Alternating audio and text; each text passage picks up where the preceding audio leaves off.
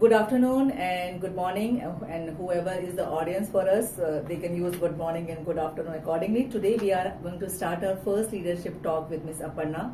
She is a internal audit risk and compliance head with the RHI Magnesita. First of all, thank you, Aparna, for having discussion today with us. In your hectic schedule, we have taken out some time. And this time schedule is hectic, predictable, increasingly complex nowadays, and uncertain what can happen tomorrow. So our discussions towards today's leadership talk will be around all these divergence matters, regulatory shifts, and geopolitical issues which is happening quite fast as compared to the last 5 years. Earlier we could have planned something for next 2 months, 3 months, but now the world is changing very fast. And today's discussion we will explore what is the global progress, what are the emerging challenges, what are the leadership judgment, how it is going to happen. So we are going to talk everything which is making sense from today's environment. So let me start with Aparna. We would like to talk about yourself, your experience before we move further. So I've been into this internal audit risk and compliance for more than 3 decades. So completing almost 25 years, right? And specifically talked about risk compliance. So it's close to at least 18 years. Okay, but what I have seen, yes, I have seen change management, process shift from manual to automation, strategic thinking, and then the volatile, the regulatory environment as well. So, but good to have you as Samta. I guess that we were working together for almost 3 years. Yes, yes. So there are different topics where we are collaborating, and I must say that we really leverage on your skills, expertise, right, and your guidance to navigate the complex situations. Thank you very much, Aparna. Yeah. So yeah, thanks. So we had a good start with the positive remarks on us. Yes. Aparna, you said you are into this particular area for last 3 decades, and yes, specifically into the area of risk and compliances for the last 18 years, which is a good amount of time, to be honest. So how would you describe today's global operating environment, if in your own words, how it is happening, what is happening, and yeah. 3 words: fast, fragmented, and fearless. Okay. Yeah.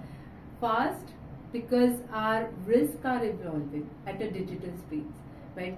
So there are regulations, there are acts, there are the incidents which is happening just the moment.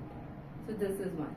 Fragmented, because most of the company, or I would say that 95% of the companies are not listed into one stock exchange. They are listed into different stock exchange but working together, right? And then our ways of working are still not consistent. So each country has their own regulations, they have their own acts to comply with, bearing in mind that they have to be joined together for each other's interests. Fearless, yes, because there are so much ambiguity in sometimes in the digital space, Gen Z generations, True, right? True. And then the evolving towards your innovating, competitions and other space. So that's the 3 approach. And now it's in today's organization, what we are not relying into on our organization, but we are very much rely on the third parties that are working with us. True. And then the outsourcing approach that we are carrying. So with the setups of like global shared service centers, right? So your 90% activities are transitioned to them. So you are heavily relied on them. So that's why it's total evolving. True. That is completely true, because in today's time, the domestic boundaries are not the boundaries at all. No. And global world has become your home, and that is why my next question moves to this. In a global MNC setup, what makes coordination between your organization's headquarters and the region complex? So you can be very specific or you can be generic depending upon your own experiences. Yeah. So when you talked about the global and the regional setups, the first thing which has come into your mind is the hierarchy level. So at least in your hierarchy, your organization structure are aligned with the global. Like your finance is reporting ultimately into the group finance. True. PNC is reporting ultimately into the group head of PNC. So your organization structure is aligned, right?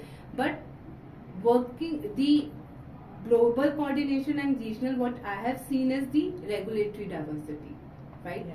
Your cross-border information, right? Your economic maturity gaps, because your decisions are not only based from a regional perspective, you also consider or you also evaluate the global phenomena as well. If there is a war in Russia, Ukraine, right? How could it impact to your India economy or your markets in India or your customers in India, right? If there is a tariff due to this Red Sea are increased, so how are you going to have your import or export from different locations? So your global and regional, they are interconnected. Their changes or their regulations impacting each other. True. And believe me, like whenever I get up in the morning, the first thing which I do is the yesterday's news, which are making difference in the regulatory aspect, because we are handling multiple industry from a regulatory and compliance perspective. So I agree completely with you. That is why I said earlier we used to plan that for the next 2 months, 3 months, what my clients will be expecting from us from our regulatory matters.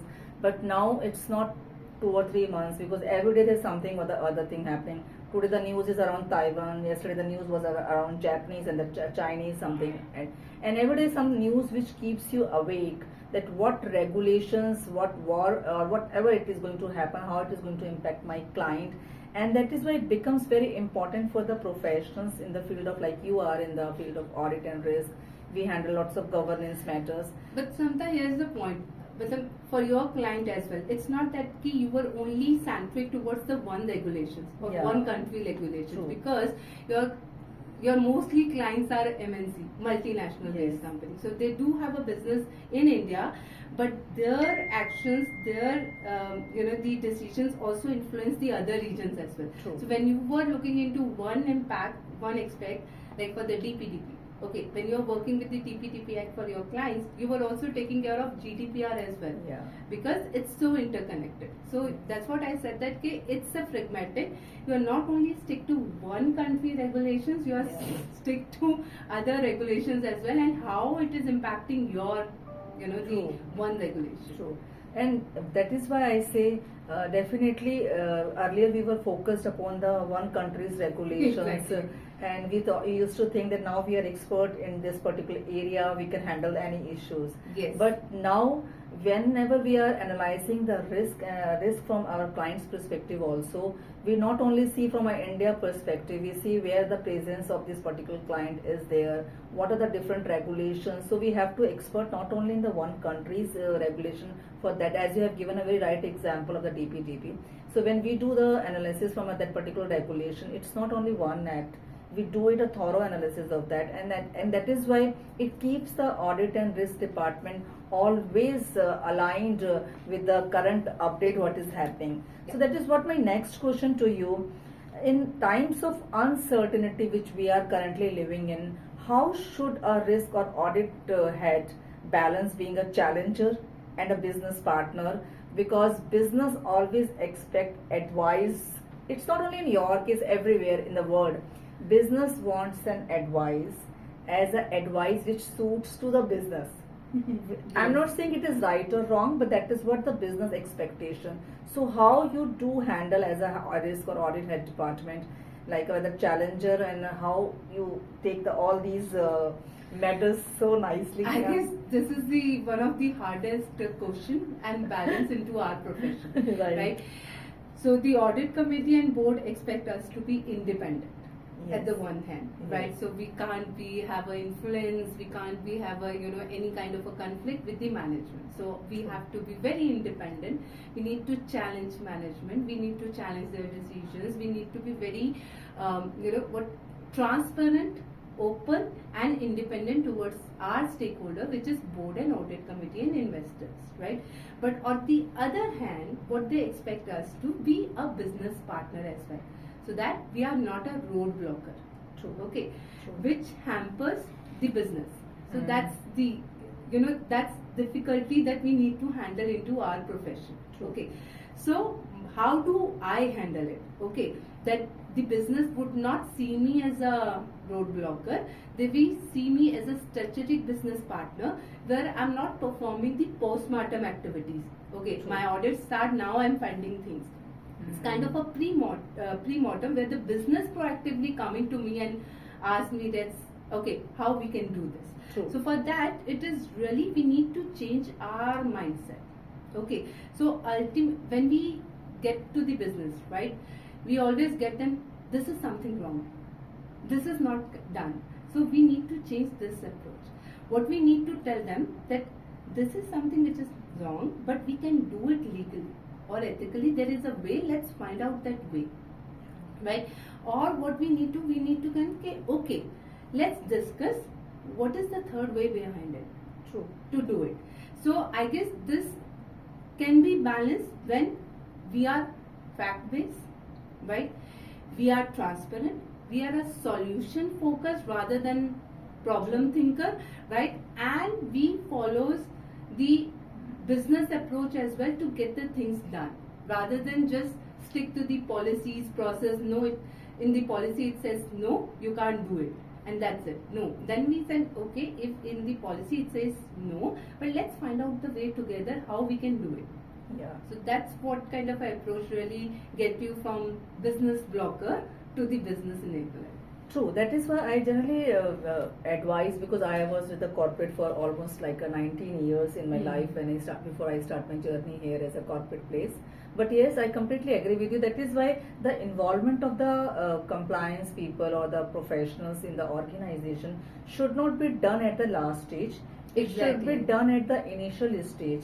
And as a compliance professional, I completely agree to the other point also, that we should understand the business challenges also, and definitely we have to work along with the business to find out a legal and the compliance solution by talking, by deliberating, by understanding what challenges they are facing. But at the end of the day, we all are working for the business, and it has to be a compliant and legal business, because nobody is working for a short run. In today's time, when your one action can impact the global, okay, that is why as an organization the involvement of the I will say the back office team like a compliance, we are not the cost department. No. We are the support department. Earlier we used to be called as the cost department because the business brings the profit and we bring the cost. But I think with the passage of the time, with the global and the regulatory framework changing, I think the business is also understanding that these are the people who stands with me. I guess this mindset has been changed drastically in the last 5 years. True. You rightly said that earlier we were seen as a cost burden to the company. But now with this sanctions regime, right? Where the business is losing the contracts due to the sanctions. So we are here to have a solution. We have a third-party due diligence process. We have a alignment with Treasury and bank to have a transparent fund flow system as well, where we can give them the insurance. We have screened these persons, right, and we have screened all the legal or compliance regimen, so we can proceed with the business, right? Yeah. Similarly, we have turned down the finances in terms of penalties, fines, the other external costs to lower down with having those process which is not very lethargic but very consistent, very crisp, those process workflow in the system which enable business to take the quick decisions. True. So that's why I said that what we need to do as an internal audit risk and compliance, we need to have that pragmatic approach. We also need to put ourselves into the business shoes, that if I'm at that situation, what are the available solutions so that my work is not hampered, but I'm not getting caught into any legal or non-ethical or any reputational the violation as well. True. So that's what we need to be. Yeah, I completely agree. You must have seen, and people must have seen how the recent one of the aviation sector company has been like penalized or was carrying very bad name, which will go for a long time.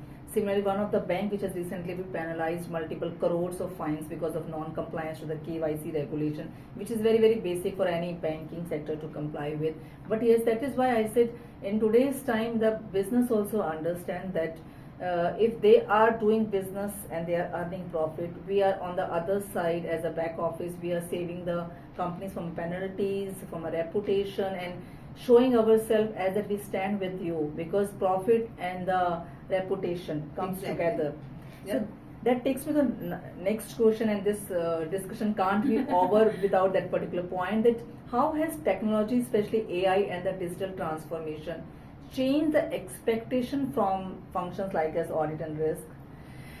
See, technology from my perspective, this is a great tool, right, to enhance your efficiency, your resources, your timing, specifically your timing, right? But at the same time, it carries the risk also, right? It carries the risk. So like I said, that the digital AI, though it add value from a efficiency, from a resource, from a time perspective, but it also add risk also. Sure. So that's why this digital environment needs digital controls. You have seen or you come across to new incident related to your cyber attacks, True. phishing attacks, right? Which nowadays has been increased because Yeah. we are so much into the data driven from an AI perspective, right? True. We are using so much automation into emails, ChatGPT, presentation through ChatGPT, the reports through ChatGPT, where we are sharing data also, right? True. So that's why what we need to be conscious when we are using automation, what data that we can share, Right. which cannot be misused or which cannot be used for any other purposes, right? How much we are dependent on the AI, because what I have seen that in AI, right, you are not getting the full information which you can use for your immediate action or from your strategic decision. For me, right, if you are too much involved into AI, you need to have that AI governance framework, Yeah. right, which is really needed. Your risk assessment, True. what are the gaps that you have and what are the controls that you have, right? Then your digital transparency, right? How this data is really monitored, right? Who has the access, right? Who Right. can review those data, who can change those data, right? And then the specifically which is really needed is your ethical standards, right? You really need to drive this message to your down the line team, right? How much they can really use those automation and how much it is still that we should be restrict ourselves to be more dependent on this. Yeah, so I will just say from your detailed response to the point, which is very, very important and powerful response. So, like the authority gives you a possibility. Exactly. It also tells you that you are responsible for that authority. I think the same principle applies to the AI. That when you are using the AI, you have to be more responsible. Specifically, any tool which you are using under the AI name, it should not be misusing your database, it should not be playing games around your compliance ethics standards, etc., and it has to be used sensibly. And that is why I love your point. You said you need to have a AI governance framework. Exactly. Definitely, this is one of the things which I think that we are all talking about AI, which is definitely a future, definitely. But if this future comes with the compliance and the governance framework around AI, we will have a beautiful future. But if it is not, then it can be a disaster. Disaster. Also. Fully disaster. Yeah. So with this, I will just ask you the last question before we conclude for the day. What is your specific message for the young professionals who are entering into this area of audit or risk or compliance today? What are the foundational skills, or what is the message from your side for those young professionals? Okay. So the message which I want to give them is, the out of the box thinking. Right? Because what I have seen in the young compliance professionals or audit professionals, they follow the checklist. Okay, this is done. This is not as per the policy. I should say no. This has to be covered by under this. This is not my area, right? So they really need to have this out of the box thinking. They really need to have this critical thinking, right? The pragmatic approach.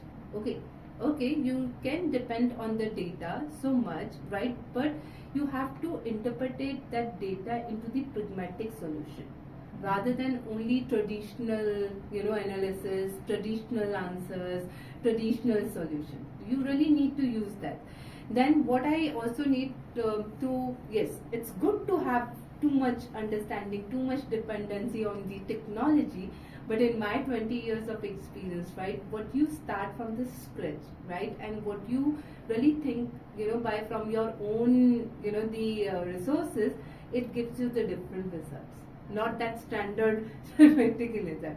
And yes, of course, what we see to the others also speak up.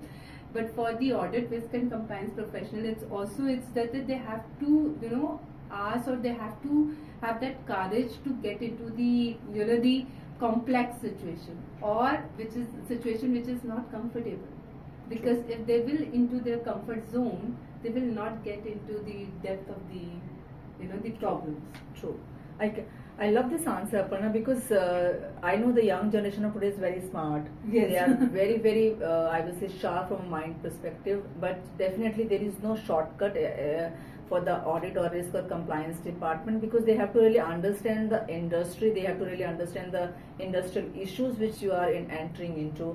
Because I have worked with the financial sector, I have worked with the FMCG. The first thing which we used to do, and I think that principle still applies whether the technology is there or not. Exactly. The principle of understanding the respective industry and its challenges, so that it will make you a very, I will say, mature. It will make you more strong, because if you have to argue, if you have to discuss with the management, unless and until you don't know the root of your business, you won't be able to justify your point. So thank you very much for such an insightful discussion. And I must say, today's conversation is definitely a crux of your 20 years message, although that is not something possible can be done in just 30 minutes, because we all of us have spent good amount of time in reaching to that particular level. But thank you again for your valuable time and the insights. Thank you for this candid discussion. And like I said, that in this field, you always a learner. You never get an expert, because your regulations change, your industry change, your management change, right? So even when your management change, you will again need to start it again, right? Because you need to build that trust again, that reputation against, that the relationship against. So in this field, you will always be a learner. True. And I will say the leaders are always learner. If you ask me, leaders learn from their surroundings, leaders learn from their experiences, etc. But at the end of the day, we all learn with each other, and that is what the beauty of our profession is, that it always keeps us down to earth, and it always not monetary job. Yeah, it is not. Every day is a different day, and that is what the leader's role. Yeah, thank you again, Aparna, for your time. Thank you so much, Samta. Thank you.